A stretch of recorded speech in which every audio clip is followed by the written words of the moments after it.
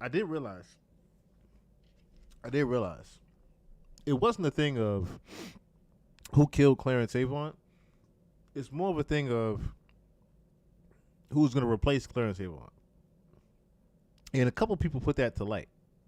One person we're gonna look at, we're gonna skim through this little hour long interview, not interview, this little hour long live that Gene Deal did about a year ago when Clarence Avant passed around the same time. Now I didn't notice that Magoo from Timbaland and Magoo, I didn't know that Magoo passed around the same week that Clarence Avant passed. So we're gonna actually look at that interview. I keep saying interview. We're gonna look at that live that Gene Deal did, to where he pretty much is breaking down what was going on with the Clarence Avant situation as far as who was set up to replace Clarence Avant. Because there was a couple of weird instances, and this is why people said that Diddy and JayZ had something to do with Clarence Avant being killed. I don't think it was a thing where they wanted him dead. I think it was a situation to where they were setting up to replace him. And I think JayZ is the main person that is being set up to replace him. Diddy could have possibly replaced him, but he was pretty much, too loud. He's a little too loud. He was way too loud. So with someone like JayZ, who pretty much everyone is now, there's another clip I'm gonna play too that Gene Deal mentions, to where you can pretty much hear the confirmation that JayZ was the one that's being set up to replace Clarence Avant. But let me just start that interview here. So I keep saying interview again. Let me start that live. And so we're gonna get into a few things here this evening.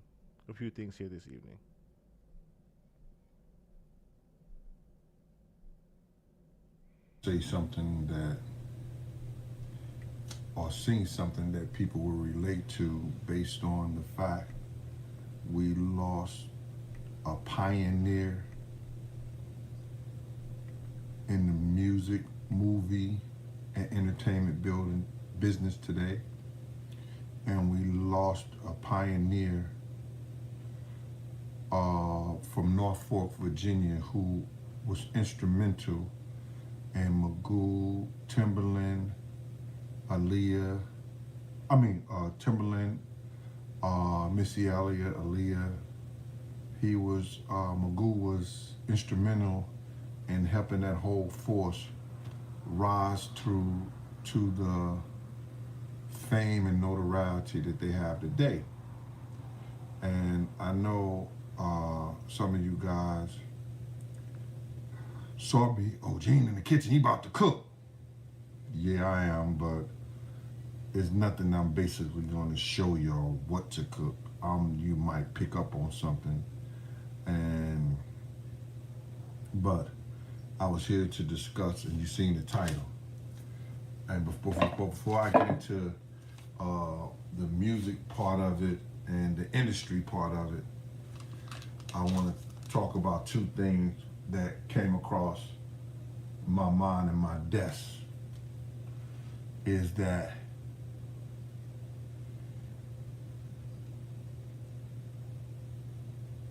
somebody, to me, wanted Maui to burn like it's burning.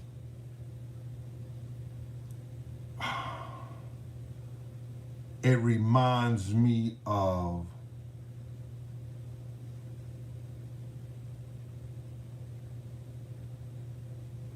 what happened in Louisiana when the levee broke. Hey, pretty gangster. D-Location, what up? Michelle Walker. Did I miss any of my other people? Miss Stinger, what's going on?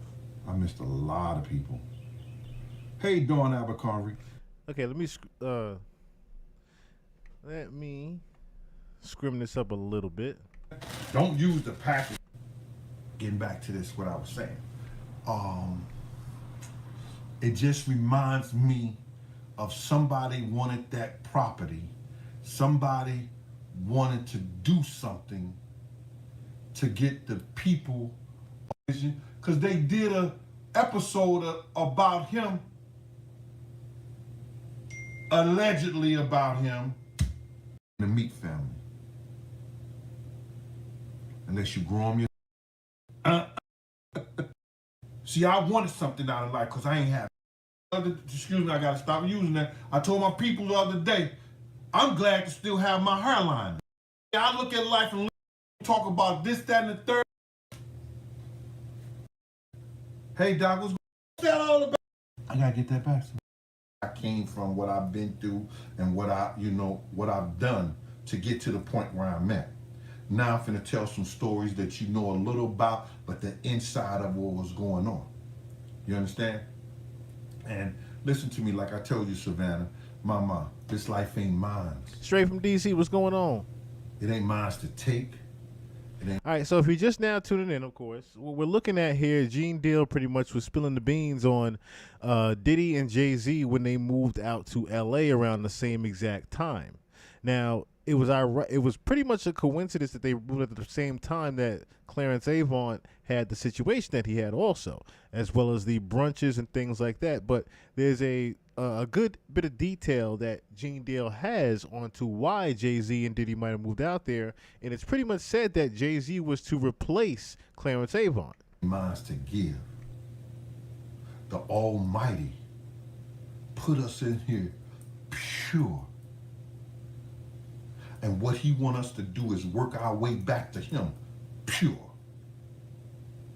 So if you got to do whatever you got to do, then you do it. To work yourself back to him the way you came here. All right, check this shit out. Now, Magoo, and you know, y'all, everybody know that Timberland Magoo and everybody was founded by who? Who found that whole group of people? And I don't want nobody who's a moderator to say nothing. Don't sit up here and say nothing, Reese. And you type, they was founded by such and such. They was founded by that. I want the people in the chat. Who do y'all think Magoo, Missy, and Timberland was founded? To replace him as the Godfather. Conceal, what's going on? To replace him as the Godfather in music right now, in black music. Pretty much someone that was going to make more of the connections, make more of the networking go on for the black community as far as the not just hip hop, but as far as music goes. Founded by, did somebody say Teddy Riley? Oh, look at, what's the double deuce? It's 2 L's or, what the hell you? I don't want to tell her destination. Niggas be right there looking for the dot. Dude who Puff stole a lot of the, y'all gave it to you. Like he did the dressing for Jodeci. And no, that was Devontae shit. The music, that whole style, that was Devontae and Misa. They gave that shit to Puff. But that was Devontae with Misa helping her out a little bit. Helping them out. That was their own plan.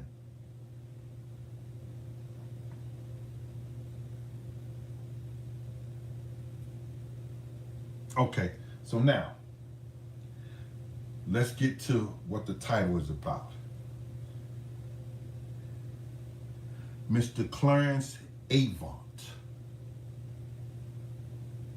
He was the boss. Music, movies, and the entertainment business.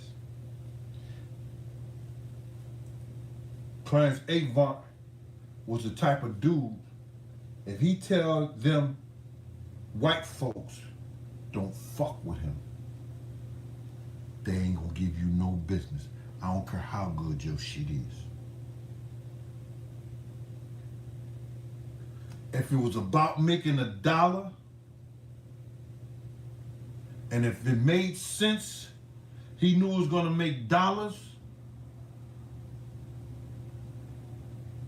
Oh, it's Genuine too. Thank you, 15 the boss. I know that. I knew that, but I missed Genuine name. I'm sorry about that.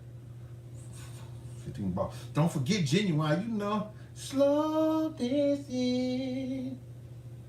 Be 11:30. We'll be talking. She was like, she remember that. Boy, I got pregnant off that song. 15 the boss. You listen, Mo ain't here, so I'm picking on you, mama. I'm sorry, 15 the boss. He don't. Gene, my man, gonna see this because he watch you too, and he gonna see. JayZ and Puff move out there when they used to be scared to death to be out there.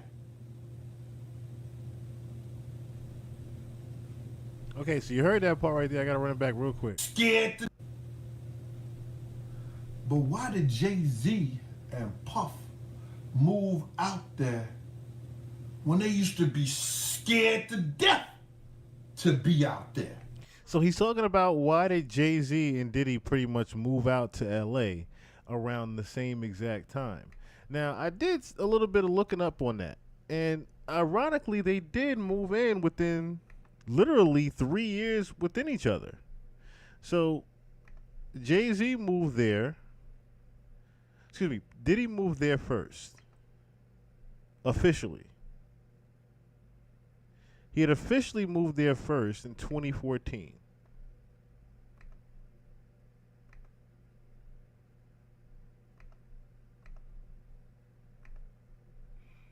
Sean Diddy Combs bought his Los Angeles mansion in 2014 for $39 million. The 17,000 square foot property located in Holmby Hills. Okay? Now, right down the street, 2017, 3 years later, Jay buys his for $88 million. So that's pretty much what Gene's getting at. Like, why did they all of a sudden move there when they both had beef there? There was people that was literally looking to kill them there. Diddy especially. If we're thinking about the whole West Coast, East Coast, West Coast beef, these two were literally targets. They weren't even welcome in the West Coast. They technically still aren't welcome in the West Coast that much. Diddy was only welcome in the West Coast because of the parties that he threw. But as you can see how long it took for Jay to even move out there. Jay didn't move out there to 2017. Biggie, what's going on? But this is my whole thing. What Gene's getting at is the fact that someone was looking to... Now, here's another thing, right? Clarence Avant, when he passed, understand this. Clarence Avant, when he passed, was 92 years old. That's the other thing. He was 92 years old when he passed. So that's why I said to myself, it wasn't a thing where someone was looking to kill a healthy man that wasn't willing to step down. It was the fact that someone was looking to pretty much just take his place when it was time for him to actually go. Because I was saying to myself, okay, would Lucian Grange want Clarence Avant out the picture? But no. And notice how even when you Google his death date, look who comes up.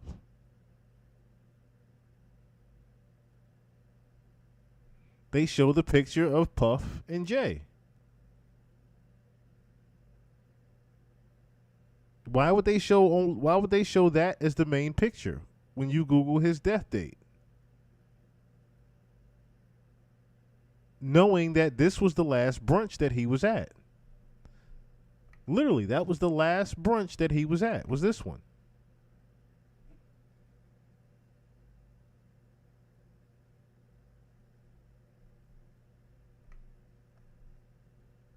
And I said to myself, okay, well, what if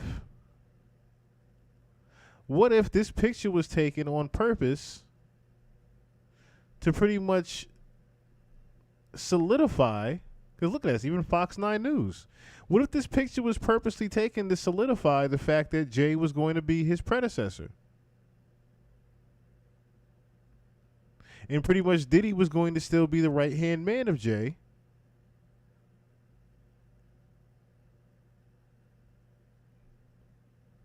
Which is why they had the whole black excellence thing going on between those two.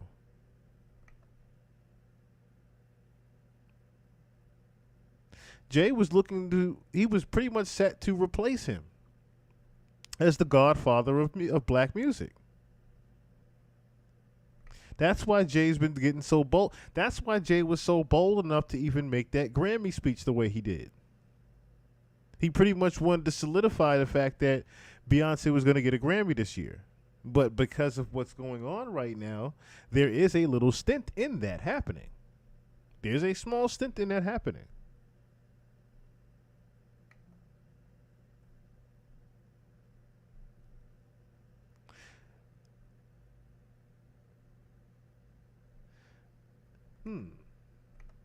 Who is it? Who is that?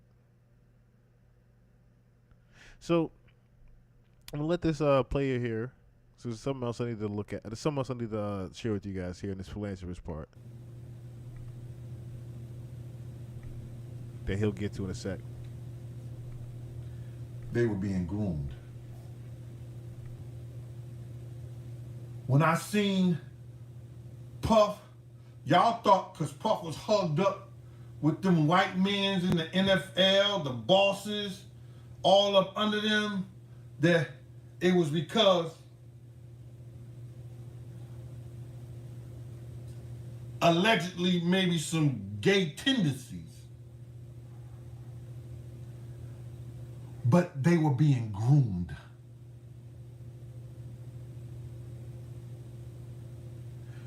Puff probably was in first position.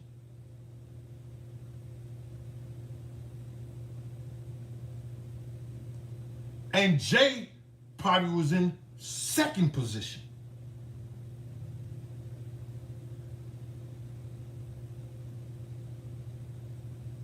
Puff messed this position up. Still got a little power, but you don't go against the establishment and they people. You don't go against. Jay did a lot of shit for them people. They wanted to build housing close to downtown, affordable housing close to downtown Brooklyn. But he had y'all believe and stopped all that because they wanted the Barclays Center there. Everybody thought that was going to be Jay. Jay going to own the Barclays system. Jay going to own the Barclay thing. A black man going to own the Barclay thing. Well, if you can own something and you got 1% in it, I guess you 1% owner. 1 or 2%. But they will be being groomed to take over the power that Mr. Clarence Avant has in the business. Yo, let me just tell you something, man. All this striking and all this stuff like that, y'all gotta know what that's for. And maybe I'll tell y'all that at a later date. Because people really don't know what it's for. That's why, you got all these programs, these non-scripted programs that's out here. The production company and the people who produce those companies make all the money. The writers don't make no money. That's why it says non-scripted. If AI start writing all the movies, it's the people who set up the programs that own that shit. But let me get back. Holla at you, player, though. What up with you, natural immunity? So now, Clarence Avant, if y'all didn't know, and some of y'all know y'all do, he was the reason Puff got out of California that night Big got killed.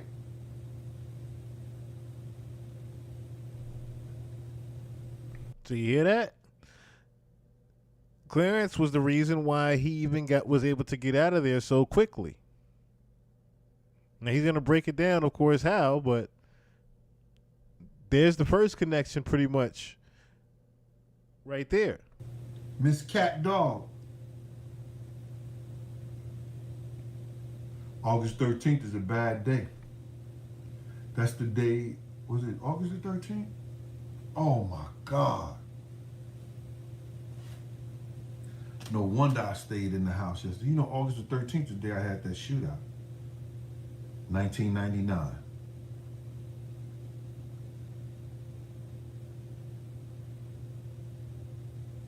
Somebody posted it before on my channel. High speed chase in Harlem. That's crazy.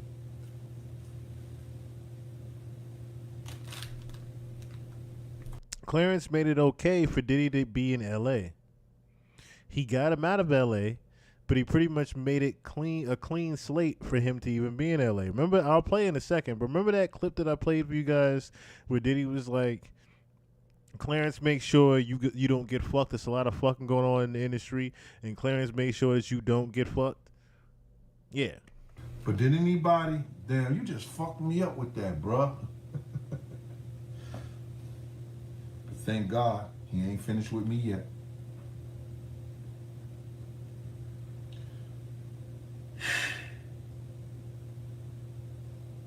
It always takes you back when you in shit like that. You know what I'm saying? When dudes take your peace from you. You know what I'm saying? Being hit in the head with guns. They out of jail right now. But the dude, when he brought me to the back of the truck, he said, nigga, you think this funny? All I could do was laugh. No, y'all got me.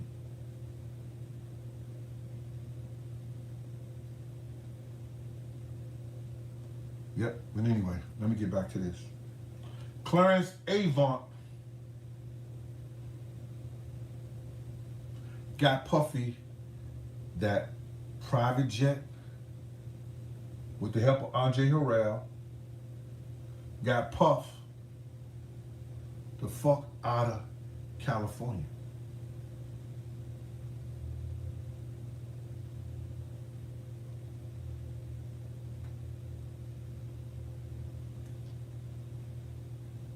You must didn't read the channel. I said JayZ is about to take on the throne of Clarence Avant. Rest in peace to him and Magoo. That's what my title was. Oh, he ain't read. Nigga, I don't read your title. I just, come on. Man, I ain't cooked shit yet. Man, I gotta be cooking my food and stuff like that. Dealing with y'all and stuff. Take these, get this right here, man. Let me chop up this onion. Oh, yo, and I like this too. I may have messed this shit up.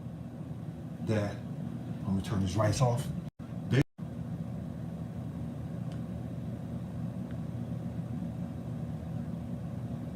Right. So now, they were being groomed to take over that position. I think Puff may have messed this shit up.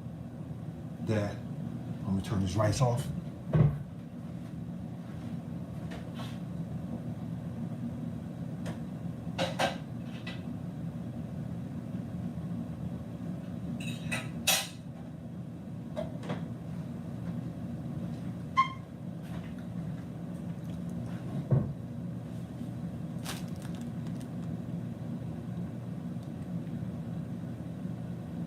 I'm gonna put it out on my birthday. October the 16th. Like I did my last book. Last year. That a lot of people still haven't got.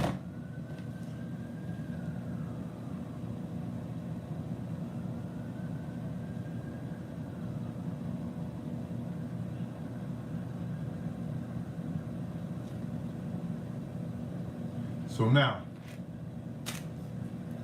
Puff may have messed up, Puff may have messed up his position with those people when he, the greatest, the largest liquor distributor, when he went at them.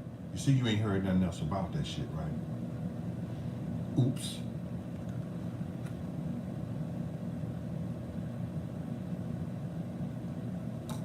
I says Clarence Avant. Look at these mom. Yo, you see her? Yo, hold up. Miss Gang Smasher. We talking about Clarence Avant, the executive in the music and the film business, ma.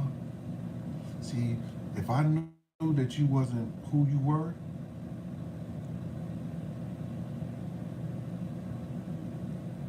I wasn't you, Miss Gang Smasher. It was somebody talk about Avant. No, we talking about Clarence Avant. Let me know who's that person right there, so I can get at him. You know I'm petty, right? So now, my whole thing about it is this.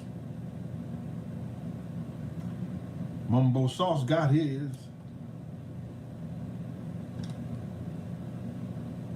Yeah, I think Jay got that position now because Puff went at them people.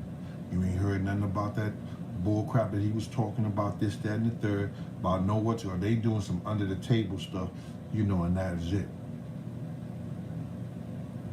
They doing some under the table stuff that's gonna clear that up. You understand what I'm saying? I don't believe that's going to court at all.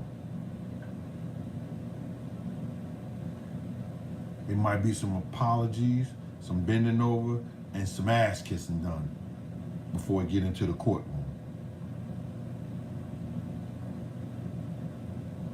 You understand what I'm saying?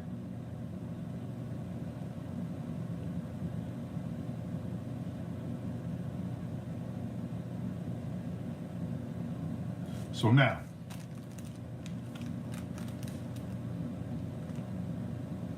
and what? So, and that came true.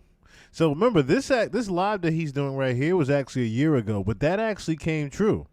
Nothing's going to actually come to the courts, but as far as JayZ goes. So as you notice, Diddy was the one that got arrested, but when it came to Jay, look how much they're pretty much fighting to keep Jay out of jail. Look how much they're actually fighting to keep Jay out of jail. So with Diddy pretty much being in jail now for the sex trafficking, and remember what I said before too, we're going to get to that in a second. They're not pretty much going to keep and pinpoint just the sex trafficking thing with Diddy on him. That's not the angle that they're going to get him at. They're going to get him with the Tupac murder. They're going to arrest. I've said that every single time we bring it up. I said, don't worry about the sex trafficking thing. They're going to pretty much, because as you can see right here, they're already dressing it up with the Cassie situation. They keep talking about Cassie. When is the last time you heard them talk about Little Rod? You haven't even heard them talk about the Little Rod case. Hell, we don't know if Little Rod can even afford to go to court anymore. Let's put that in perspective. We don't even know if Little Rod can afford to even go to court anymore. That's why they keep bringing up the Cassie situation, because they have nothing else to go on. Tony Busby situations with his hundreds and thousands of people that he has that is suing Diddy allegedly for sexual assault and rape. Then you have Ariel Mitchell's clients, right? These are not necessarily going to stick as well as the Tupac murder is, because there's actual witnesses, and there's Keefe D. Keefe D, who has a actual statement as a witness that he is the one that signed the check that had Tupac murdered. So with all of that being said, JayZ right now is in a safer position right now to where he's going to be, I think over the next 2 or 3 years, we're going to have more and more things happen with Jay that actually make him in more of the light, or should I say more of the darkness that Diddy's in. We're going to have other things come out, not just this, not just the rape allegation, because who knows? Who knows? From what Sloan Bella has said, this rape allegation could possibly be the one that is not going to be the nail in the coffin, but the one to start the trial, the years of trial and tribulation for Jay, and the years of bad luck and putting him pretty much under underneath the tier that he was beforehand. But as he just said, Puff pretty much messed his shit up as far as him being that, you know, that side by side with Jay. Diddy messed all of this up with him being so loud and arrogant in LA and having those parties that now, and see, remember I said before, I said there has to be something going on to where they do not want a high-ranking 33rd degree Mason in. That's another thing you have to put into factor too. That Jay is that 33rd degree Mason. That's another reason why they kind of wanted him to be that heir to the throne, but they also want him to be removed so that they no longer even have any power in the black community as far as Hollywood goes and black business goes in music. Because if they get rid of JayZ after Clarence Avant has now been removed, now it's a win-win situation. Now it can go back to its original order. You see what I'm saying? Now the black community doesn't even have any power whatsoever. Made me realize and believe that Jay is the predecessor of Mr. Avant is how he handled Busta Rhymes on that tape. Did anybody see that? No, Charles Smith, somebody else killed his wife. Ice, what up with you, Q? Salute. Somebody else killed his wife. And they found him the next day. Welcome back. Salute, Godfather, you good? Welcome back. Salute, Godfather, you good? What's up?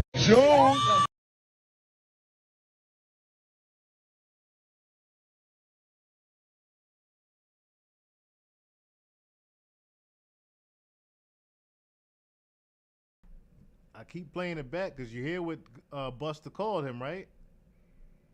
You hear what Busta called him, right? Welcome back. Salute, Godfather, you good? What's up? Everything beautiful, Let's go, beloved. Brooklyn. You know that shit. Junie!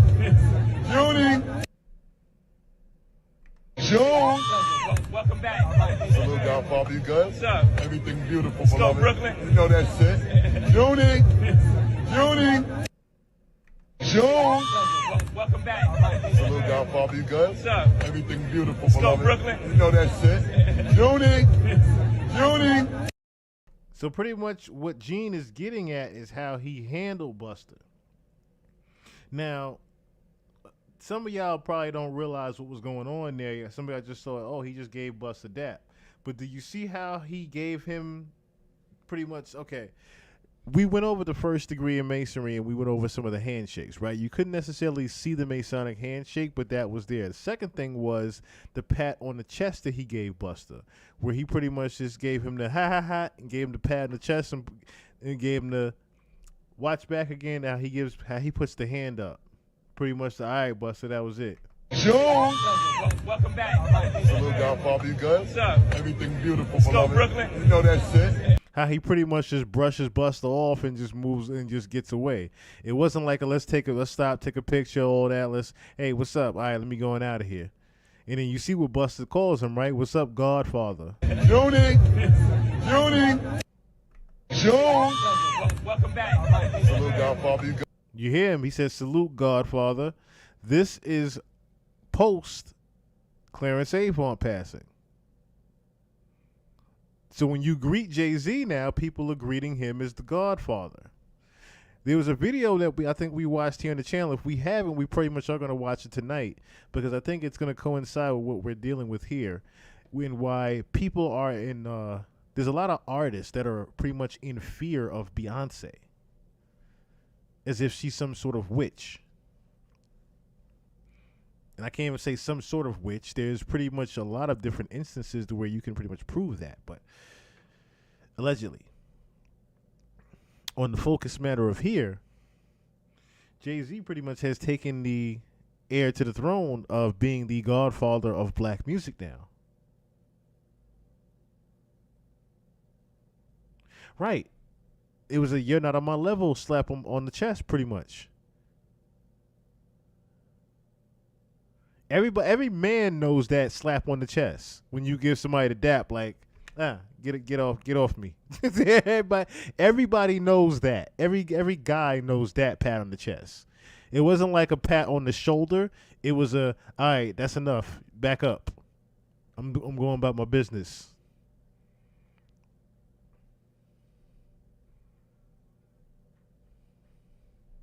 That's what Gene was referring to. Dude, they don't know why the dude was there, what was going on, what was the reason. And we might find out a lot of stuff or some more things behind that. Yo, did anybody see how JayZ handled Busta Rhymes?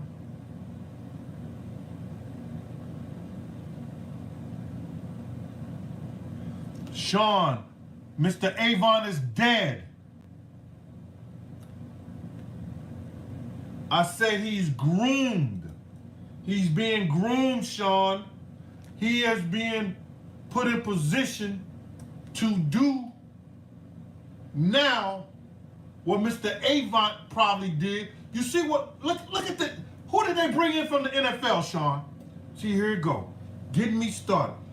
When the NFL was having those issues and Jermaine Dupri and everybody was talking about suing and all that shit, who they brought in to straighten it out?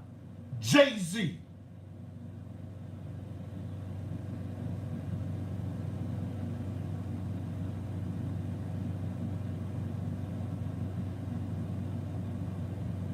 Sean, did you see that? What JayZ do?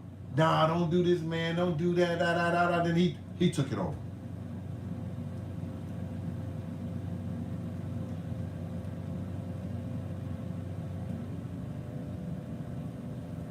Yo, Sean, I'm making chicken. I'm making fish. And I made that point clear before, too.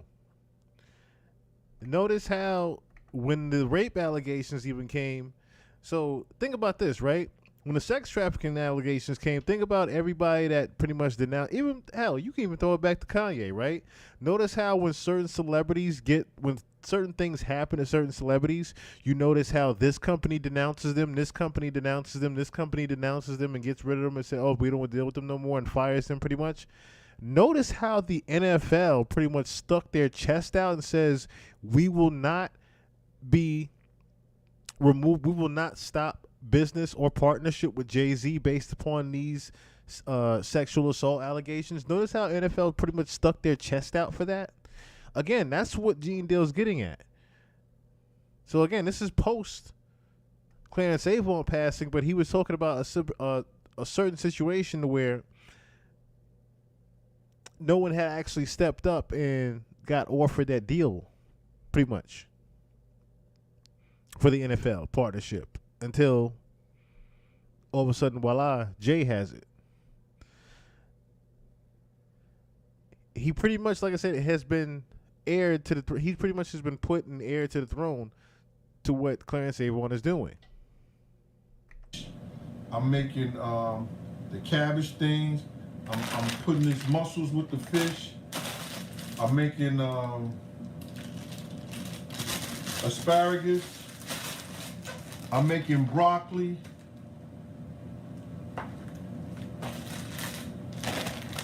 Making this. I'm doing a lot of stuff, Sean. I got some potatoes. I'm just not having this up here.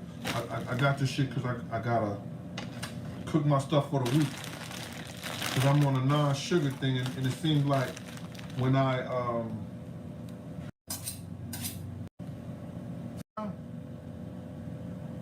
things together that those white folks want together.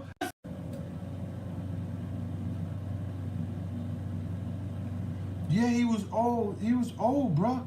I didn't say JayZ killed him. I didn't say Mr. Avant died. I said JayZ is going to take the position of making deals and bringing certain things together that those white folks want together, and it's going to come through JayZ.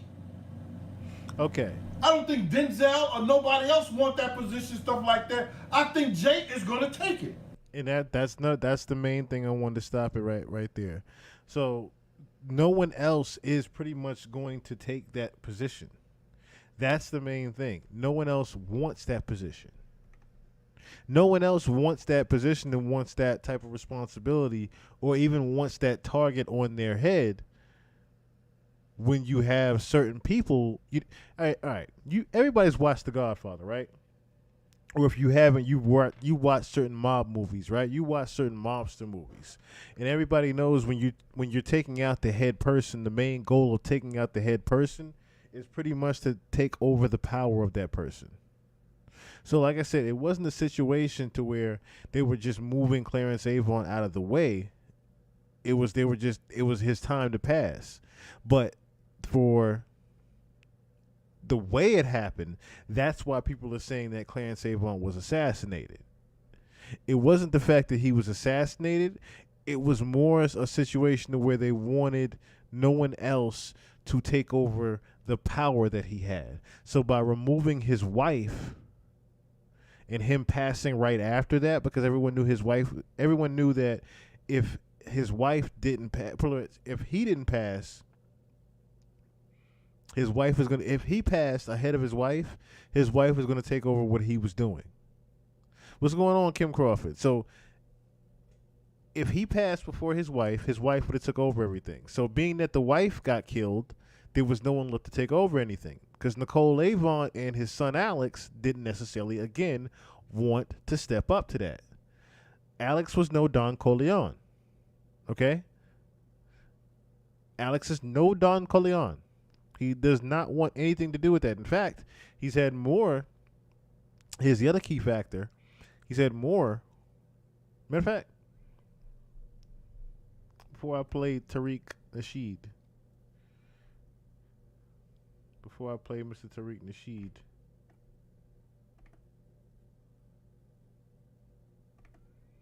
this is also an interesting fact. Okay, so JayZ's Roc Nation Entertainment called Clarence Avant our cultural godfather. See?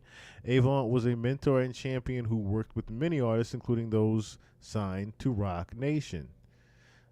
This is what the whole Jaguar Wright angle was when they kept saying that he was a manager to some of the artists that were on Roc Nation, but he also brokered a lot of the deals that were going on within Roc Nation and some of the other places. Now, one of the biggest places that he owned, one of the biggest things that he had ownership in was Universal. And not too many people knew that. He had a huge stake in publishing with Universal.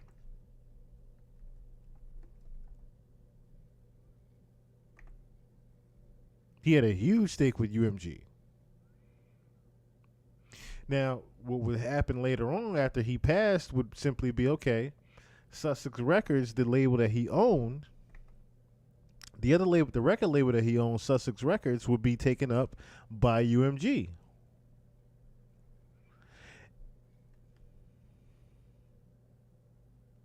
Now, the other interesting factor of his death, and I want to get into, matter of fact, before I even play that, I want to play Tariq Nasheed real quick. Because there was some interesting factors to how you knew that there was an assassination that happened with his wife. By the way, let me look up real quick how old the wife was, just to back up what I'm saying here.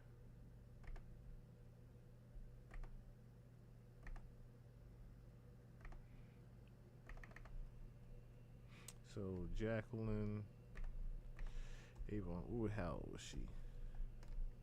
See, Jackie was 81. Clarence was 92 when he passed, but look how young Jackie even looked. Jackie still had at least about 10, 15 years left in her. At least about another 10 years, but like I said, they wanted to just move this along quickly. They wanted to move this along very quickly. Duck yourself. Right here. This book is respectful as the white Los Angeles in particular, or even around the nation, but out here, they're infamous for being rotten to the core. Chris Dorner, who was on the force, they were so corrupt, that brother had to go on a shooting neighborhood. Okay. Skip over all of those people's homes and just target that one in particular. was their tactics, start begging for them to come to the rescue. Now, let's be very All right, clear. here we go. Police, generally, they don't stop crime. You know, they get millions and millions and millions of dollars, and they cost cities millions and millions and millions of dollars. They cost taxpayers a lot of money, especially here in LA and other cities where they have open white supremacist groups not only joining law enforcement, but in many cases, especially out here, I think it's mandatory that some of these LA sheriffs become white supremacists. This is what a lot of people are saying. People are like, they've gone way beyond just infiltrating law enforcement. It's a requirement. It's an unwritten rule that requires you to be a part of one of the white supremacist deputy gangs out here in law enforcement. You understand? But listen, yeah, there's, niggas out here creeping. Niggas is hungry out here. We get that. But when you start seeing a real strange uptick and the media is really blowing it up and promoting it, we got to see who's really behind this stuff. Is the police orchestrating this? Now, the LA sheriff, the head of the LA Sheriff Department, Villanueva, whatever his name is, Villanueva, he did a press conference, and I want y'all to listen to how he was speaking. He was using a lot of these little racial code words and using a lot of scare tactics for the public, condemning people for defunding them. Now, I want y'all to listen to this. See, this goes into what I was telling people, how they sit here and orchestrate a lot of stuff that goes on as far as these brazen crimes that pop up. Let me find that link real quickly, ladies and gentlemen. Hold on. Here it is right here. This is what I want to show you, brothers and sisters. Now take a listen to this here. Hold on 1 second. I want y'all to listen to this right here. This is Villanueva, head of the LA Sheriff's Department. All right, the Los Angeles Sheriff's Department. Hold on. Here he is. Hold on. in the transit safety. This is all about reimagining public safety. This is part of this trend, which has kind of been a failed experiment throughout the nation with defunding, reimagining, only to find out that crime skyrockets in the absence of law enforcement. So the current model, and this is their own chart, you see law enforcement, they're flipping the pyramid upside down, and now the transit ambassadors, who are not law enforcement, will be the main source of providing an illusion of security. And I have to underline the term illusion of security there. Okay, go ahead. Now, these are the Public Safety Advisory Committee appointed by the Metro Board. And here are their names, but if you look at the little brief description of each person, you can see themes here. Marginalized, racial justice, progress, Alliance for Community Trust, equity lens, equitable outcomes, economic equity, racial equity, creative director, police misconduct, homeless committee chair. You go through the whole list. Where is the representation of just an average rider that wants to get safely from point A to point B? Where's the representation of people that are actually information from a taxpayer, how their money is being spent? They're not represented in this advisory committee. This is the definition of a woke advisory group. And of course, what was the recommendation? Let's get rid of all cops. Literally, that was their recommendation. All right, you catch the little code words he tried to throw out there? Yeah, this is the definition of a woke advisory board. And their recommendation is to get rid of all cops. So he's throwing out all the little racial code words, guys. He threw out all the little racial code words. Yeah, in the absence of police, crime is going to go up. Now, hey, if you want us to save you from all of these niggers out here robbing and stealing, I mean, you're going to want to have to refund all the racial code words. You understand what I'm saying? So let me tell y'all something. And this guy's rotten to the core. The LA County Sheriff's Department, these people are rotten to the core. Family, everybody in LA knows these people, they have card-carrying deputy gangs with tattoos and all. So these are not people speaking in good faith. We ain't just throwing out conspiracies. We know for a fact that they have white supremacist gangs within law enforcement. So if these people are that low down and dirty to do that, what else do you put past them? What else would they not do? What won't they do? You think it's beneath them to orchestrate crime so that they can get funding? Family, law enforcement out here in Los Angeles in particular, or even around the nation, but out here, they're infamous for being rotten to the core. Chris Dorner, who was on the force, they were so corrupt, that brother had to go on a shooting spree. Y'all, that brother said, just... hey, man, I've been in the belly of the beast. These people are so corrupt, they're beyond repair. Family, they're so corrupt. Into my lap. The only solution is, man, we got to take up arms, dude. We got to start taking them out. That was his conclusion. That's how corrupt that system is. Hold on, I just found this. I just want to play it real quick. I don't know what it is. Let me just find it real quick. But wonder, when will people realize the internet is forever? And there are people with a lot of time on their hands that keep track of what you do, me included, just in case. Just in case. And Diddy definitely has the case. Sis. I believe this clip is from the documentary about Clarence Avant. Google. Okay, never mind. It's the same clip that I got. Never mind. Where a brother said, hey, man, we got to pick up them things and just go for it. We just got to put our lives on the line against this type of corruption. It's too damn deep to reform. And don't even get me on Chicago. You understand? So I'm putting everything in context here. So when we see a lot of these crimes, these brazen crimes, understand that a lot of times law enforcement is actually behind the crimes. So let's go back to the situation with our good brother Clarence Avant and his precious wife who died. And that's horrible that a sister, 80-year-old sister, live her whole life and then somebody runs up in her house and kills her. Now let's look at the particulars of this story. Some things are weird. Why would some random dusty nigga run up to that particular house, all the houses in Beverly Hills, and he just happens to run up to the black person's house? You skip over all of those people's homes and just target that one in particular. You understand?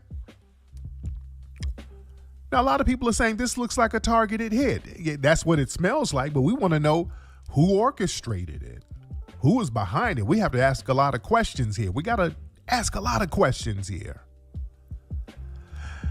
Now, what they said, the suspect. Okay, let me pause this real quick because it seems like there's some people that, of course, and I take blame for that because there's some people that probably don't know necessarily who Clarence Avant is. So let me just play this real quick. This is just the, I'm pretty sure, and I have another clip as well of Clarence Avant, but I'm pretty sure this is a good explanation of him real quick. This is just the Netflix trailer to the Black Godfather. I don't have to play the whole movie, of course, but the trailer I think will do suffice.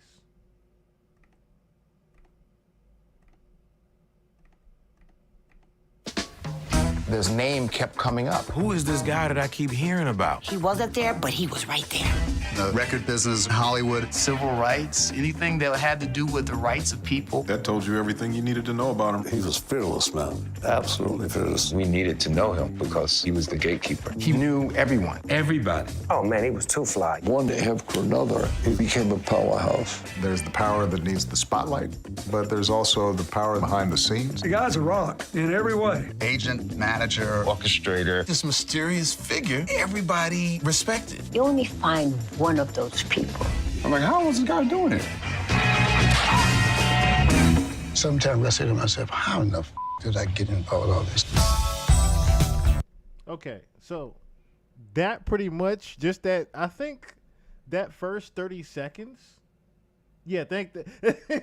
Consil said, okay, I understand. You see how many people he was connected to? From the Bill Clintons to Obamas to the Muhammad Ali's to he's been around. Clarence has been around. I don't let nothing get in my way about anything that I want to do. Clarence was an African-American man in Hollywood, defying what Hollywood was supposed to be. Black people are going to move forward. No matter what business he was in, he never wavered from his purpose. Seeing that things were fair. He said, would you like any help putting MCA into the black music business? I said, yeah. He says, well, that's good, because I'm going to tell you what to do anyway. I would hear about people that were in very serious situations when it came to life. And see, that answered the other question too, Conceal. You asked, was he involved in some activities behind the scenes? Yes, he was involved in that too. He was involved in a lot of things. That's why they called him the Godfather, because when you needed something done, but of course you needed a favor from the black community, of course, he was the main guy to get it done. And they will say the only person that can help you with this is Clarence Avant. Clarence is the bridge from a time where there was no opportunity to a time where doors began to open. My brother. He understands the bigger that we are together, the bigger we will be as a culture. He told me Henry Aaron would not be Henry Aaron if not for Clarence Avant. that I ought not to let you just walk on me. The message that I received from Clarence was just think about those kids that's looking up to me. If it feels is good getting used, just keep on. The person that's responsible for your transition, that's the key to changing your life. Till you use me up. He became that mentor for us all. He became that godfather. Until you use me up. Remember the first time someone ever said, you're the Godfather? Well, people call me that. People can call me anything. People have called me a son of a bitch, so what? Use me up. Okay, so that pretty much gives you a good breakdown of who Clarence Avant is. But again, the Black Godfather role in music, period, is a very important role. So they couldn't just give it to anybody. But it was a huge question of who was actually going to get this next. Is it going to be Diddy? Is it going to be JayZ? Is it going to be Dr. Dre? What next billionaire is going to be the heir to the throne when Clarence Avant passes? And Clarence Avant, like I said, when he passed, was 92 years old. Okay? So, of course, his daughter, Nicole, wasn't going to be taking the heir of the throne. His daughter, Nicole, wouldn't be looking to take the heir of the throne because she was going to be passed down pretty much the rights to what's going on with Universal Music Group, if you haven't noticed. So look at this here, right? Nicole Avant is an independent director. Nicole Avant is 54 years old. She's an American citizen who served as the 13th U.S. ambassador to the Bahamas after. Okay, we don't have to read that part. But in addition to her international diplomatic work, Ambassador Avant brings deep commercial insight and knowledge of the media industries. Most recently, Ambassador Avant has focused her efforts on developing films and television and produced the critically acclaimed and award-winning documentary The Black Godfather for Netflix. So she pretty much did the directing for the actual film. Now, here's my whole thing, right? And this is why I started to really question myself, what exactly is her involvement in things? Because for her to actually do that documentary right before he passed, I want to say she pretty much knew that he was going to be passing, it looks like. So for her to do that documentary about 3 years before that and do the documentary about her mom and dealing with that with her passing, I started to ask myself, what did Nicole know, or did she know something ahead of time? Now, of course, you're saying to yourself, your parents are getting up there in age. You want to make sure that their lives are told, of course. And I started to ask myself, did Nicole know something? Or did Nicole get wind of something? Did Alex get wind of something? That something was going to be happening? That there was going to be a possible assassination happening? Because another weird factor is with the whole shooting was the security didn't shoot back. And the glass was broken from the inside of the home.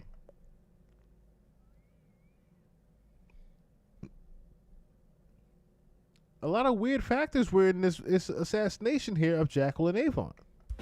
And let me pull up an article about this situation.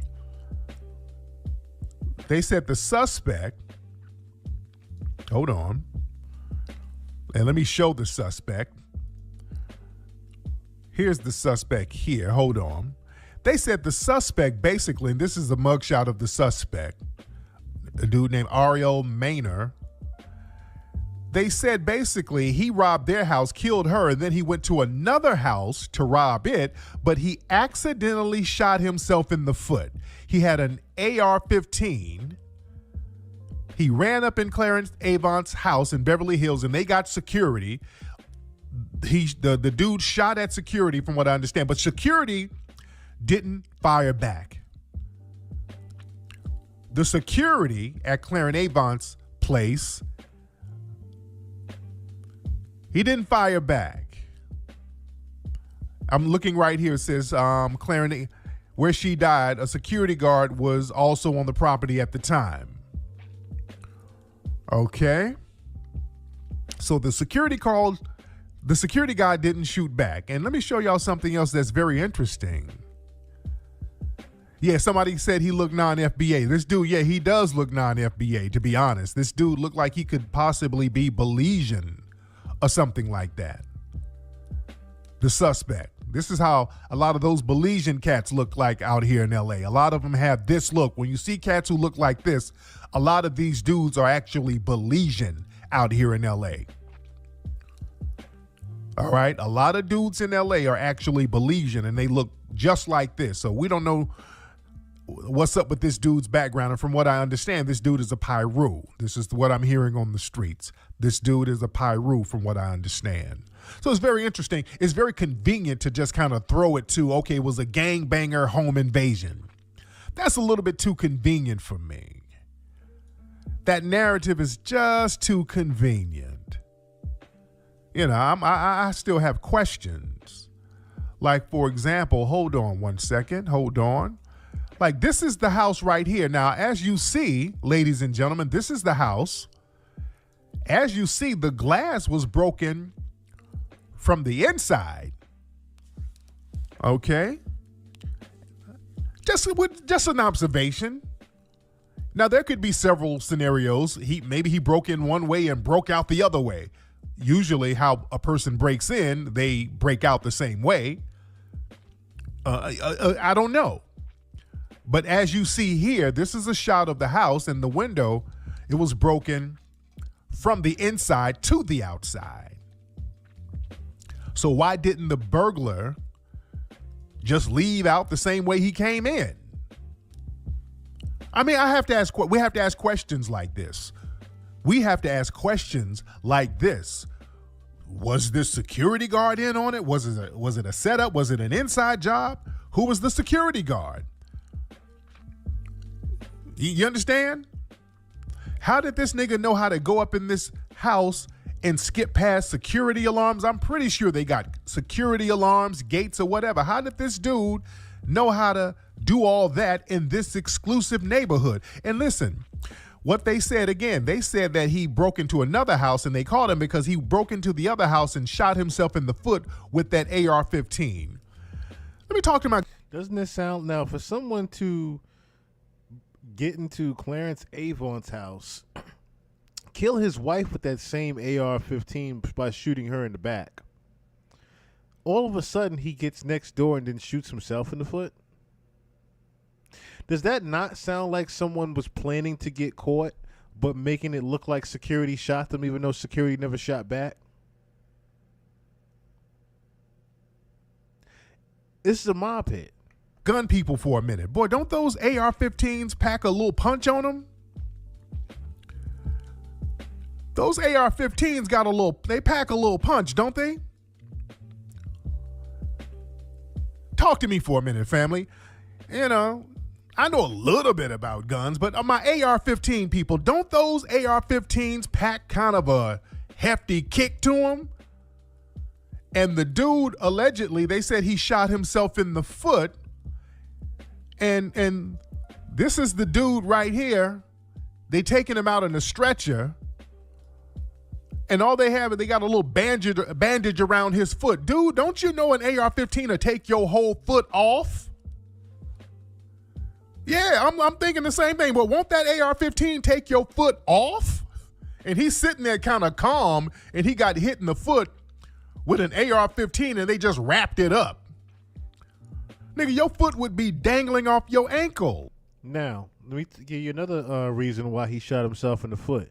You see how he's on that gurney? In other situations and in other circumstances, if he was getting arrested with that same AR-15, police probably would have shot him.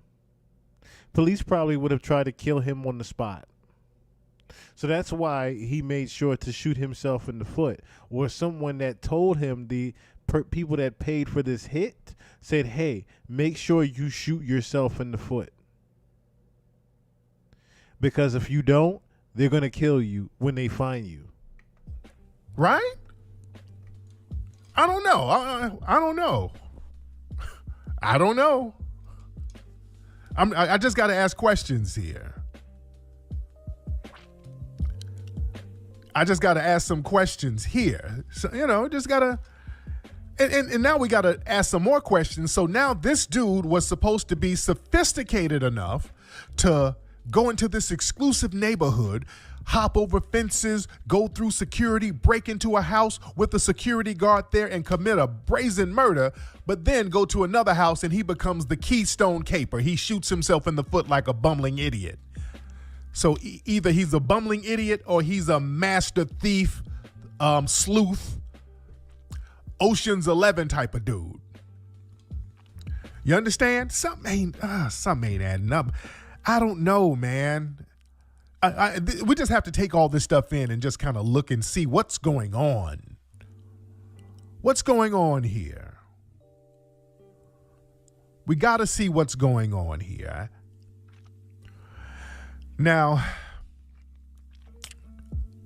hold on. I don't want no echo here. Our good brother Clarence Avant, like I said, well respected. This is the godfather of the industry, loved by everybody. Now, who would want to do this to our brother Clarence Avant? Who would want to do this? We got to look at, the situation here. Now, this brother was just, I think he just got a star on the Hollywood Walk of Fame. He just got into the Rock and Roll Hall of Fame. He was just inducted into that. So he was getting a lot of his flowers lately. They did a documentary on him on Netflix. His daughter is married to the CEO of Netflix, a white man. His daughter is married to her. So he's clicked in with some pretty powerful people. But look, let me tell you something. Bingo. So that was another weird coincidence that I thought about. That was the link, because I said to myself, there is no link to JayZ here. There's no real link to JayZ here. But then I thought about, okay, wait a minute. There is a link to Jay.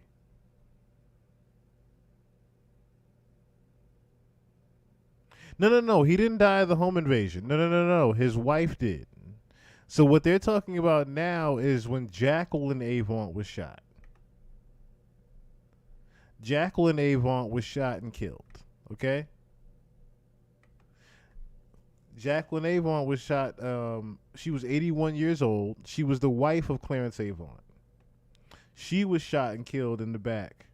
And it was a very weird situation here. So Jacqueline Avant was fatally shot during the incident, which was reported to the Beverly Hills Police Department shortly before 2:30 a.m. Wednesday. Officers arrived at the house at the 1100 block of Mater Place to find the victim suffering from a gunshot wound. Now, ironically, this was a week after, literally, this shooting happened a week after this picture was taken. That's the other interesting thing here. This picture was taken literally a week prior to Jacqueline Avant being killed.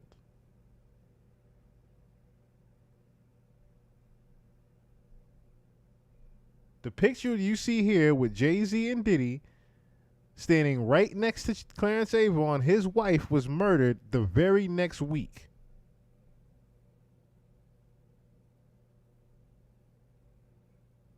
So again, I'm wondering now. So again, this isn't a situation to where JayZ and Diddy had something to do with Clarence Avant getting assassinated. This is a situation to where they were trying to just make this move along smoothly. Because like I said, Jackie was 81 and he was 92. He was getting ready to pass regardless. But the one key factor that linked to Jay was actually the husband of Clarence's daughter. Lulu, what's going on? I'm sorry, Holmes, what's going on? That's a couple people. I saw a guy in here I didn't say nothing to. Benjamin Zek, what's going on? It's a few people that came in here I didn't say what's up to. So, so here, right?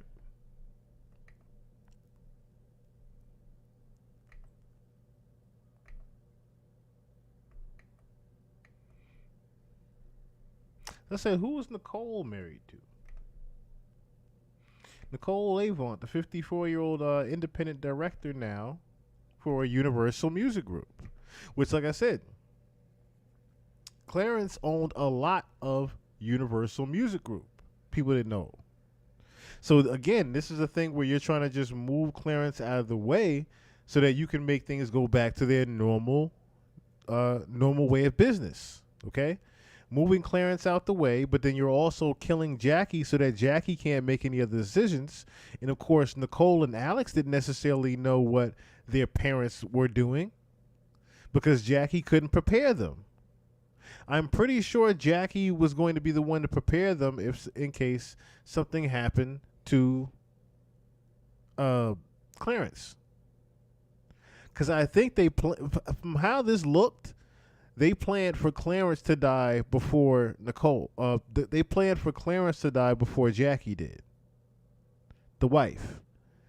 So with Nicole now being, of course, somewhat in the heir to the throne, she can't be because she's just an independent director for Universal Music Group. So she can't necessarily make the same connections and moves that her father was making. But the real reason she can't is because of her husband, Ted Sarandos. If you don't know who Ted Sarandos is the CEO of Netflix. Let's just say the co-CEO of Netflix, but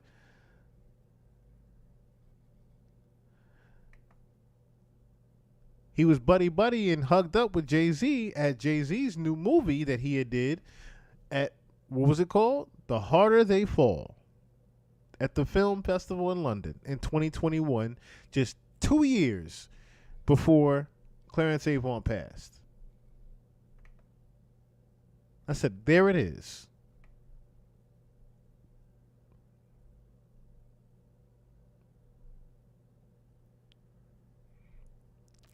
And guess who gets the Netflix documentary right before he passes?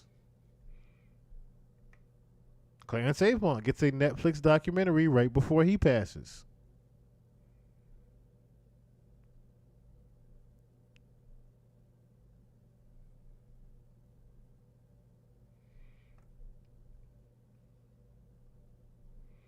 This was all to set up for Jay to be the heir to the throne of being the Black Godfather, the new Black Godfather in music.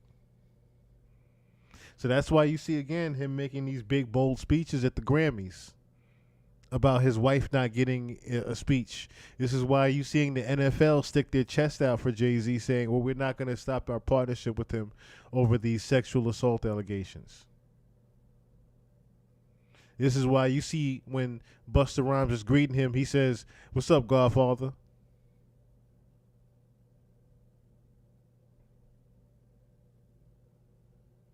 Right. Very B called it right there. Your husband helped make a move. No, not even your husband. You and your husband helped make a movie about your father's legacy. And your husband was buddy with Jay.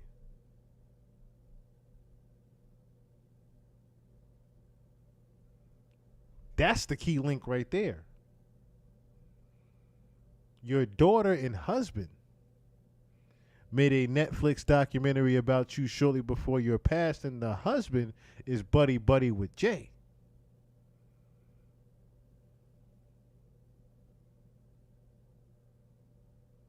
Like I said, Nicole is just an independent director for Universal Music Group. It's like I said, that confirmed to me that they were putting Nicole, the daughter, on Hush already. Nicole was already put on Hush. Because Alex didn't want, like I said, to be no Don Corleone in this situation.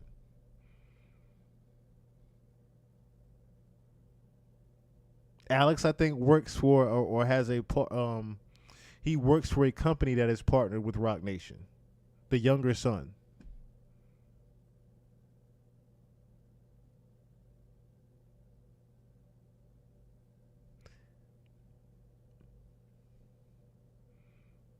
I'll let Tariq Nasheed finish it off for this.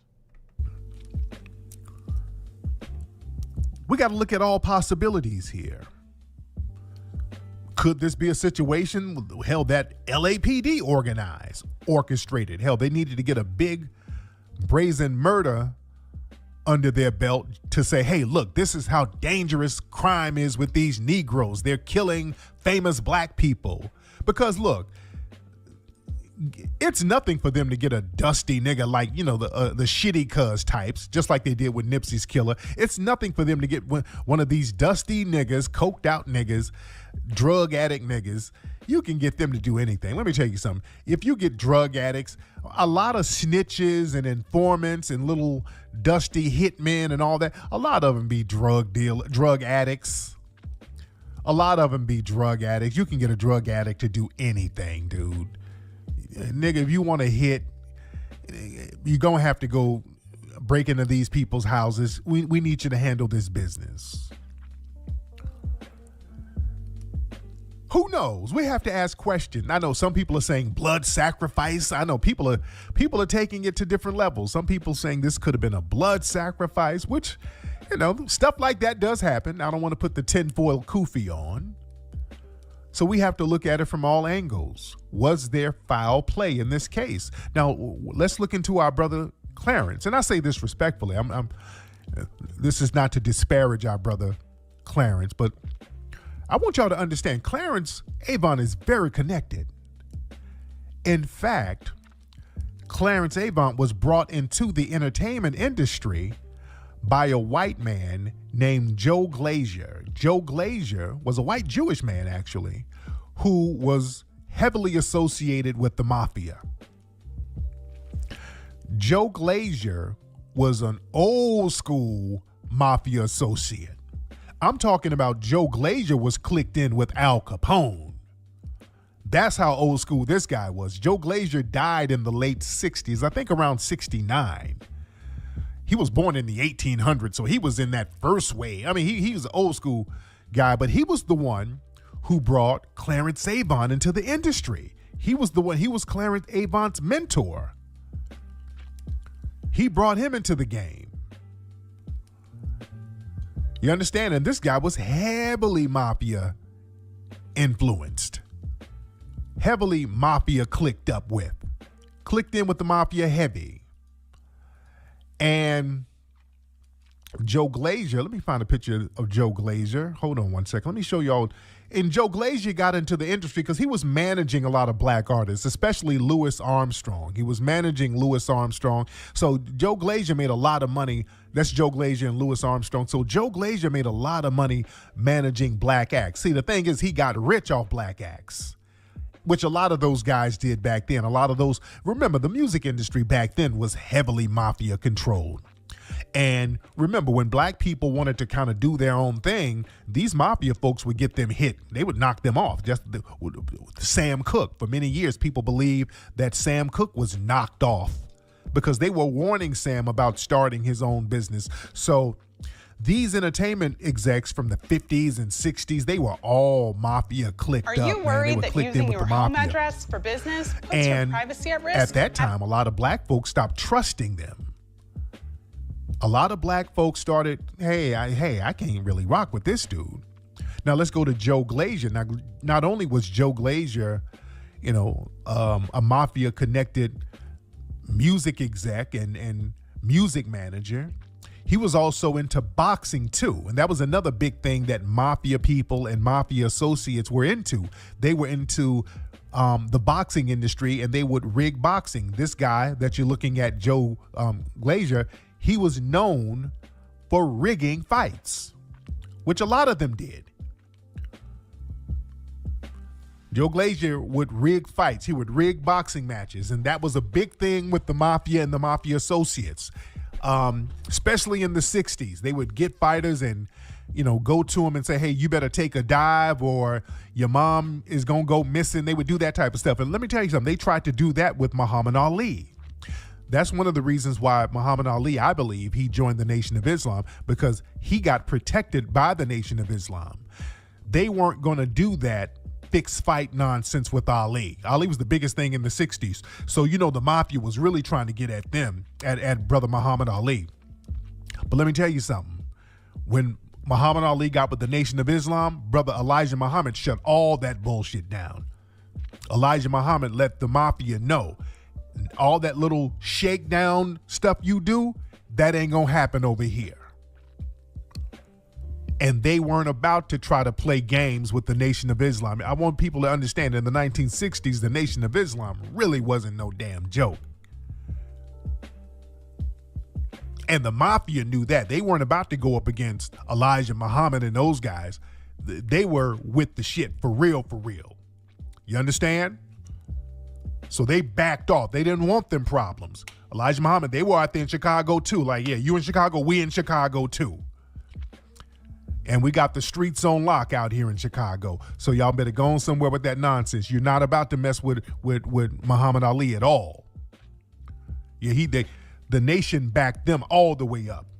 You see the picture that he had taken with Clarence Avant also. So again, what he's speaking to is the connections that Clarence had back in the day with the mafia, that pretty much was helping a lot of the black community move around behind the scenes within Hollywood and sports. They knew better. But a lot of these guys, these execs, Hippie TV, what's going on? They would rig fights and they would rip off black music artists in particular. We've all heard all the stories about all of these black artists who sold all these records and they ended up broke. They didn't get no publishing and all that. So a lot of black artists, they stopped trusting these shady execs. Like people like James Brown. Shout out to our brother James Brown. Very thorough brother. James didn't trust none of them. So James started talking about ownership. In the late 60s, James and Sam Cooke and Otis Redding and all of these black folks in the music industry, they were talking about ownership. We got to own our own stuff. We got to own. Because these white execs, they keep robbing us. We have to own something. So the white executives, what they would do, especially Glazer, they would get people like Clarence Avant. They had Clarence Avant act as a liaison to kind of comfort a lot of these black artists. They would get Clarence Avant to, let the black artists know, hey man, I'm gonna look out for you. He would be the liaison between the white execs and the black artists. And that doesn't mean to say that our brother Clarence Avant was deceptive, because from what I understand, he always looked out for the black artists. He actually did good business with them. So he played the game straight and narrow. From what I understand. He always made sure that black artists weren't going to get screwed. He's like, yeah, I'm working for these execs over here. I'm kind of the liaison. Yeah, I do work for them, but I'm gonna make sure you're good. I'm going to make sure that you get your publishing. I'm going to make sure you get your paper. I'm going to make sure you good. And for 50, however many years he's been in the industry, he has always done good business. You understand? But that's just the relationship. So let's unpack that. So our brother was clicked in with the... Baby Juju, what's going on? No, he was not Catholic. He was definitely not Catholic. These mafia types... Did that have anything to do with anything? I mean, remember, these mafia types are still around. Just because Joe Glazier's not here no more, a lot of the mafia types, these crime families, they still exist. So was there something that Clarence Avant didn't do? I don't think he owed money, but was he supposed to do something or not do something? Or was he supposed to do a favor he didn't act upon? They make little examples out of folks. If you don't do what they tell you to do, if they did you a favor and you don't do them a favor, they'll send a message to you. You understand? So we got to ask questions here. We got to see what's going on here. Yeah, they hold grudges. Hey, these people hold grudges. Maybe it was something he did 20 years ago. And they're like, hey, we didn't forget.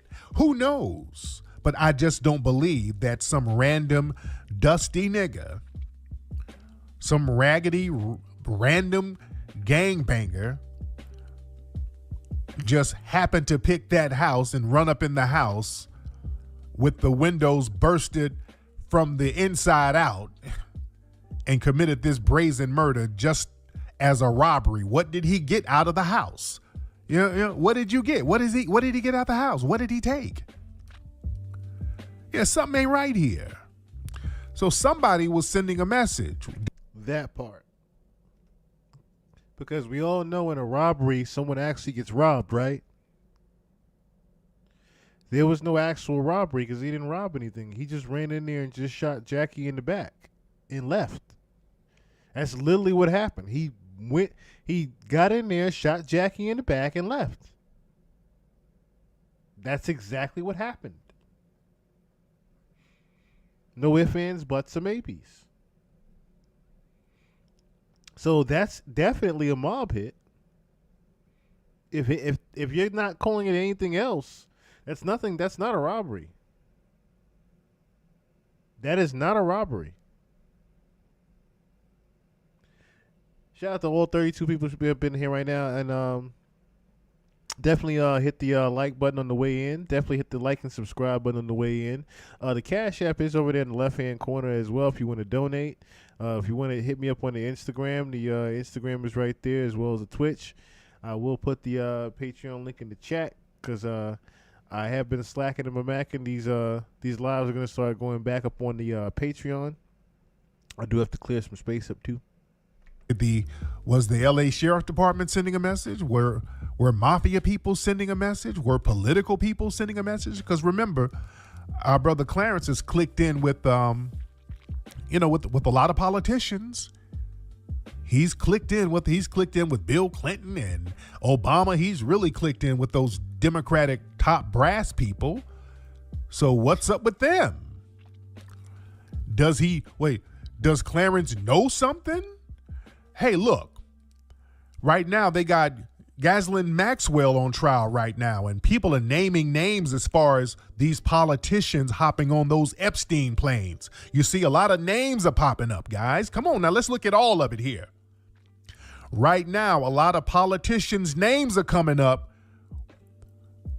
All these people that was going back and forth on that Epstein plane, them names are popping up left and right now. A lot of political people.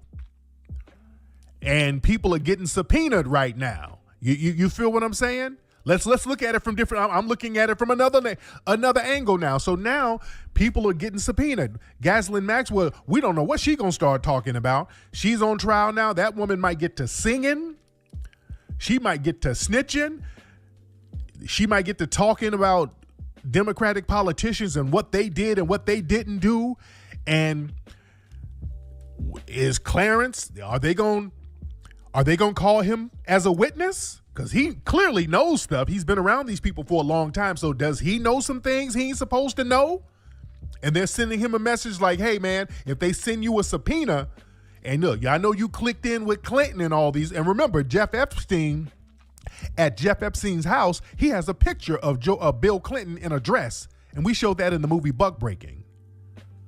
We showed that picture in the movie Buck Breaking. There's a picture of Bill Clinton in a dress at Epstein's house. So Bill Clinton and all those guys was clicked in with Epstein and all these people, and Clarence Avant is very much clicked in with the Clintons. So did somebody send a message like, hey man, just in case they subpoena you, you better keep your mouth shut? You feel me? Yeah, they're naming Trump, whole bunch of folks. Yeah. And that's the part that, like I said, you can't just look at the same people with JayZ and Diddy when you have the likes of Lucian Grange, who owned Universal Music Group, where Clarence Avant owned majority of his publishing, who also benefited from Clarence Avant being removed. You look at the boxing world, you look at Hollywood, you look at what he just said, the politicians. You look at all of those different factors, not just Diddy and JayZ, but the fact that they needed to remove somebody. They needed to move him out of the way for a reason, but they needed him to be replaced quicker than usual, is what Tariq is getting at. They needed him out of the way faster. And who else to replace him fast would be Jay. Jay was the one that they needed to replace him fast. Diddy could not, because they knew Diddy was going to be having these allegations come up because he was a little bit too loud. He's a little bit too loud. They didn't want someone that's too loud. But who was his right-hand man? Diddy.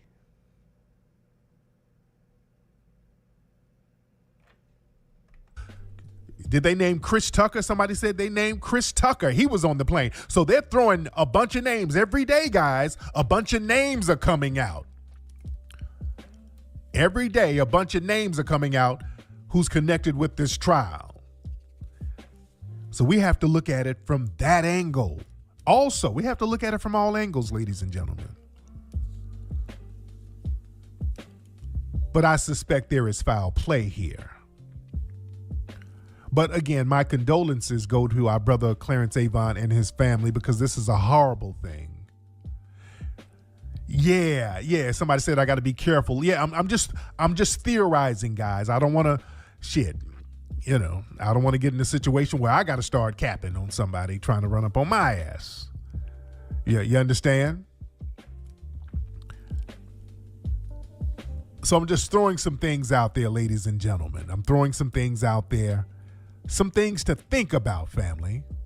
We have to look at this thing from every angle. As I always tell everybody, look at things from your third eye. Keep your third eye open and your head on a swivel. Fact is never fiction, baby. Tariq was the same one that did Nip last interview when he spoke about the book and some other things. Yes. And I noticed that name keeps coming up as well. So I wondered, too, was Clarence privy to what happened? Because it's not the same year, of course, but it's around the same time that Jay moved out to L.A. Matter of fact.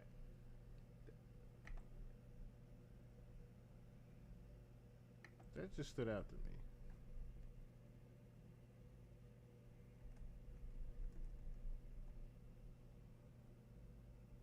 $2019. Wait a second.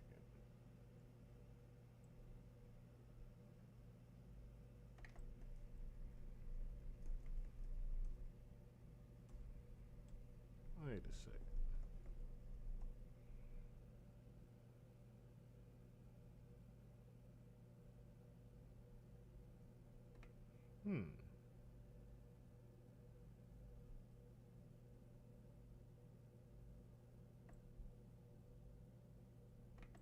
I wonder if there is a connection between Nipsey and Clarence.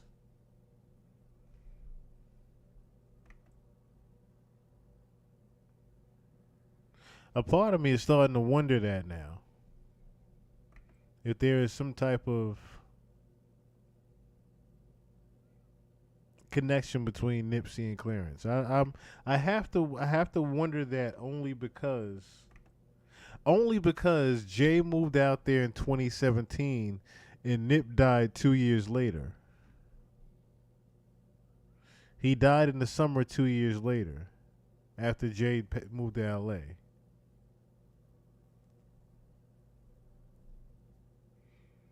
and just 5 before Diddy moved there.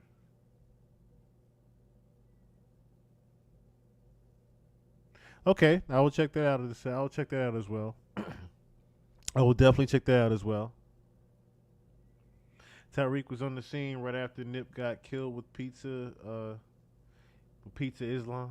Oh, you mean talking about RZA Islam? Talking about RZA Islam, yeah. Yes, Tariq was on the scene with RZA Islam. He definitely was. He definitely was. But again, this is just, this is why it took me so long to look up, whether or not JayZ and Diddy had something to do with the death of Clarence Avant. It wasn't the fact that it was, it wasn't anything you could find on it. It was the way I was looking for it. I was looking for the wrong question. I was looking for the wrong question and finding the wrong answer. So the right question to ask was, who was going to benefit from Clarence Avant being deceased? And once you ask that question, you get more than just Diddy and JayZ as your answer. That's the thing there. When you really ask yourself who was going to benefit from his death, you get way more than JayZ and Diddy. And that's when the rabbit hole gets super deep. Because then, like I said, you start to realize that, oh, he's connected to politicians. Oh, he's connected to the Clintons. Oh, he's connected to Lucian Grange. Oh, he's connected to this oh, he's connected to the, like, it was a little bit deeper than just the surface level of JayZ and Diddy. There was a few people that was looking to remove Clarence Avant out of the picture and have someone else take his place. But it sounds like if they're gonna put someone in, if they're gonna put JayZ in his place, the reason why they put JayZ in their place is because it's more of a allowance of power more than I have the power. You see what I'm saying? It's an allowance of passing down the power more than I have the power. Because as the Black Godfather at the Black Godfather period, he was making things on his own merit and own power. It's not of a thing where someone was allowing me to make these moves. No. JayZ is being allowed to make certain moves. Of course, he has that 33rd degree masonry to back him up, but he is still, at the end of the day, just being allowed to make those moves, whereas Clarence Avant was moving on his own dime. Jay moving on his own dime has consequences that could be a little bit louder than they expect to be, a la what's going on with Diddy.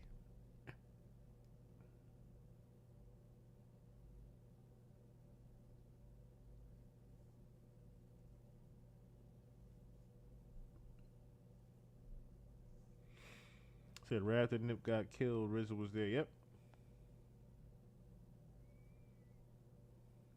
Roc put out that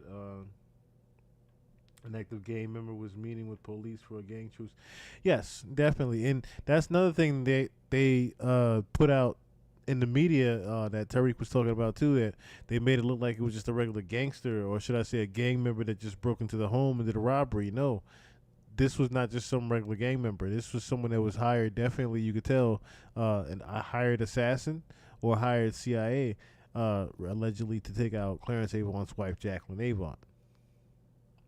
Because how else would he know to just shoot himself in the foot, knowing that if law enforcement caught him with that AR, he pretty much was going to be a goner and he was going to have a shootout with police, and he would not win that. Looking with the tattoos that he had on him, carrying an AR-15 and recently just killed someone in the area, the police would look to kill him as well. So by shooting himself in the foot, he made himself, pretty much harmless to the police. And in that situation, you get him an ambulance, a gurney, such and so forth. But you're still having someone that does 150 to 190 years. They originally put 190 years on his sentence, and now they put it to just 150 years. So needless to say, the guy that killed Clarence Avant is definitely not coming home anytime soon. So the guy's name is also called Ariel Maynor,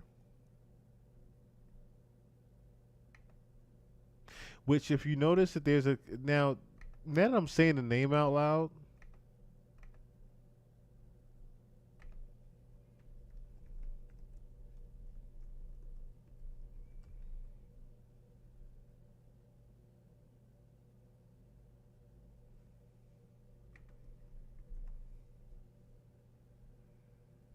Okay. Because they look very similar. But Errol Maynard gets 150 years in prison for the murder of Jacqueline Avant. Jacqueline Avant. Terms. Ariel Maynor pleaded guilty last month to several counts, including first-degree murder and the shooting death of Jacqueline Avant. The shooting happened last December during a robbery at the Truesdale estate home that she shared with her husband, legendary music executive Clarence Avant.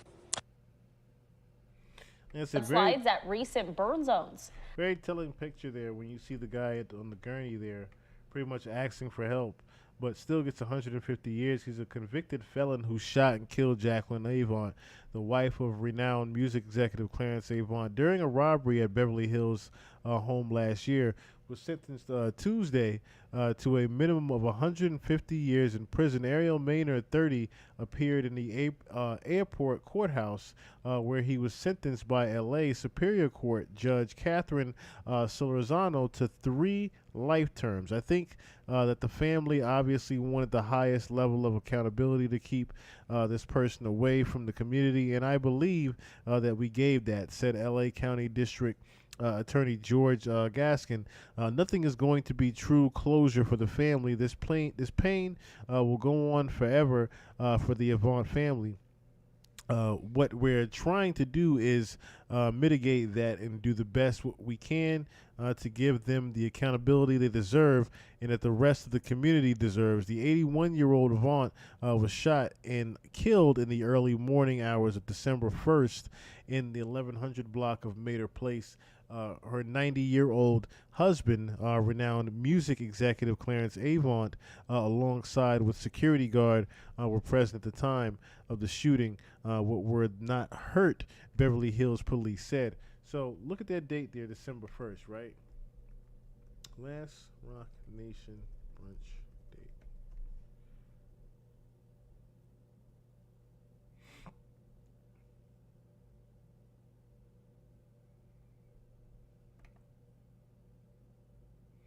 (2023) right before was held before the 2023 Grammys and an event before reportedly canceled for the 2024 Grammy season.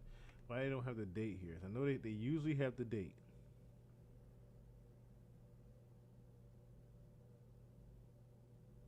No, not the February 3rd one. What was the date of the? All right, forget it. All right. The next thing I want to get at with that particular thing was, okay, so December 1st, right? What does it say? December 1st she was shot?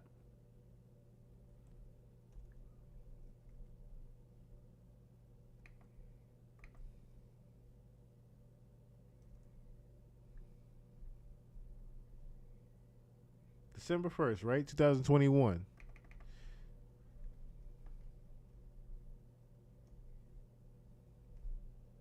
Look whose birthday is 3 days later.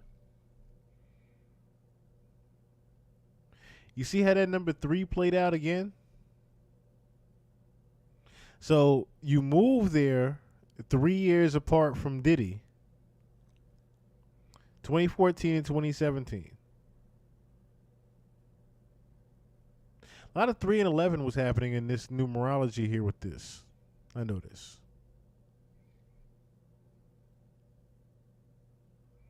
Even down to him dying on August the 13th.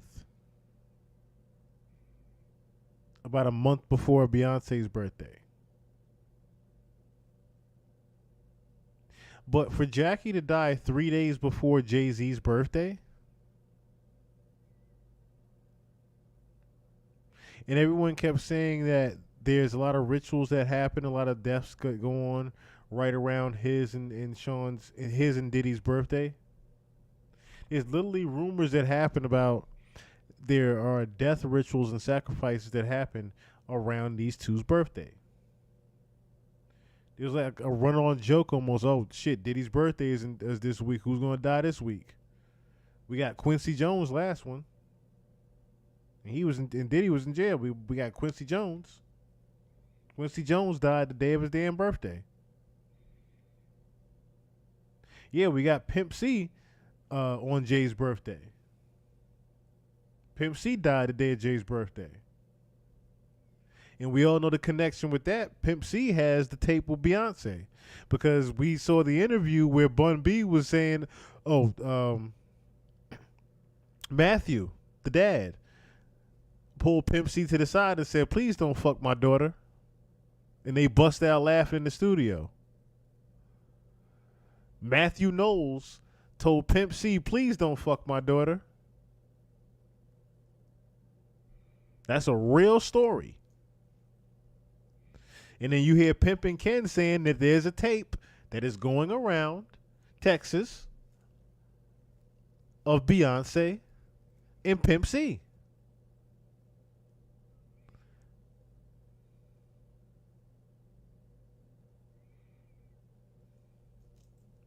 So it's not a new thing that people said that people die around these two's birthdays.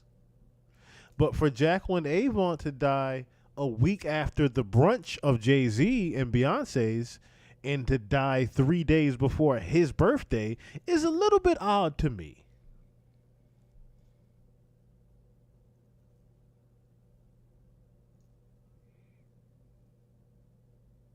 Well, yes, Fred Hampton was assassinated on the 4th. I mean, crazy thing is JayZ wrote around about that, about Fred Hampton. But anyway,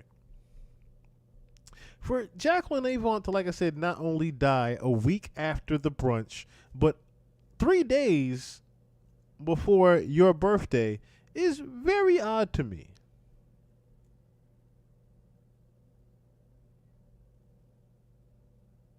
And then for Beyonce's birthday to be in, I think, September, right?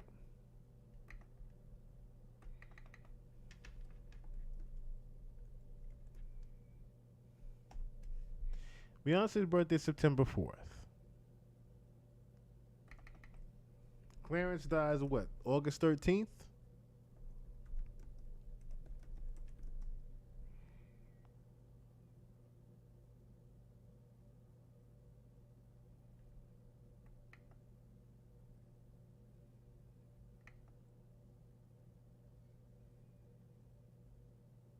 I'm just saying here.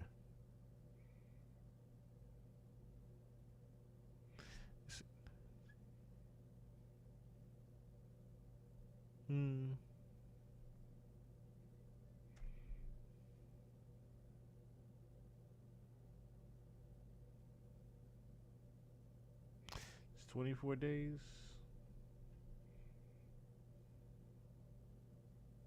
24 days, that would be 8 by 3.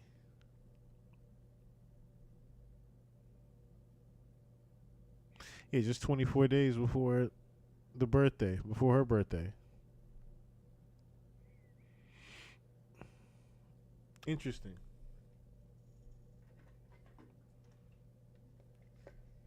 Interesting.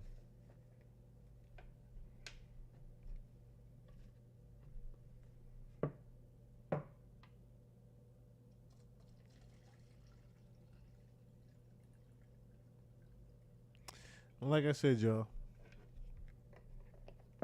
don't shoot the messenger. Don't shoot the messenger.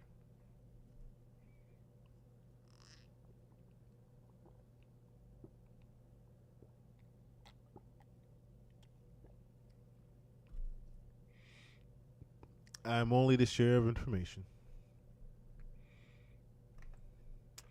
I'm only here to share the information. But yes, to conclude this, Jay is the heir to the throne of Clarence Avant. What's up? Everything beautiful. Let's go, Brooklyn. You know that shit. June. Welcome back. Salute, Godfather. You good? What's up? Everything beautiful. Let's go, Brooklyn. You know that shit. Junie. Junie. For those just tuning in and didn't see this clip of Busta Rhymes calling him a godfather. June. Welcome back. Salute, Godfather. You good? What's up? Everything beautiful. Let's go, Brooklyn. You know that shit. And pretty much JayZ sunning him, giving him the pat on the chest to move away. It's all there, y'all.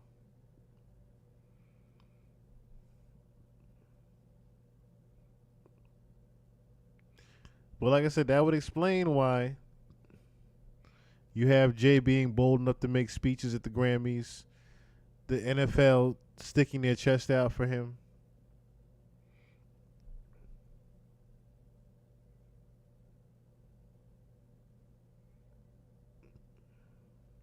Yeah, Jay and Diddy are linked to a lot of death. They are linked to a lot of death.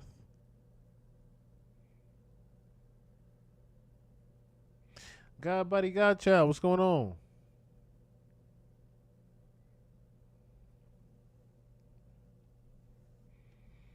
Mm.